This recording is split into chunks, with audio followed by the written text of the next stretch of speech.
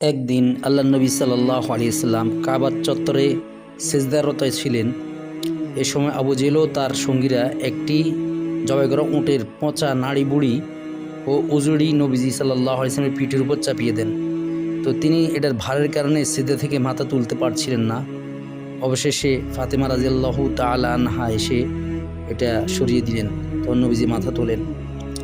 যে আবু লাহাবের স্ত্রী উম্মে জামিল আল্লাহ নবী সাল্লাল্লাহু আলাইহি সাল্লামের চলাচলের রাস্তায় প্রতিদিন ধারালো কাঁটা বিছিয়ে রাখত, যাতে তার পা রক্তাক্ত হয়।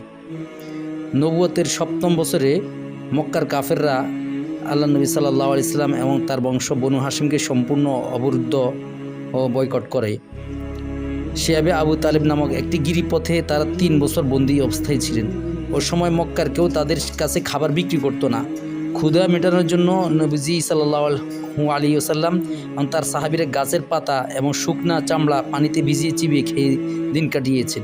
ক্ষুধার তাড়নায় শিশুরা যখন কাঁদত, সে কান্নার আওয়াজ গিরিপথের বাইরে থেকে শোনা যেত।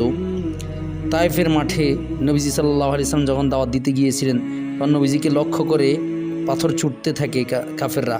পাথরের আঘাতে তার পবিত্র শরীর রক্তাক্ত হয়ে যায়, এমনকি এই রক্তের কারণে জুতা মোবারক পায়ের সাথে লেগে যায়।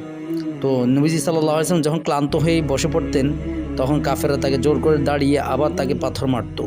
নবীজি সাল্লাল্লাহু আলাইহি ওয়াসাল্লাম দিনের জন্য এরকম কষ্ট করেছেন।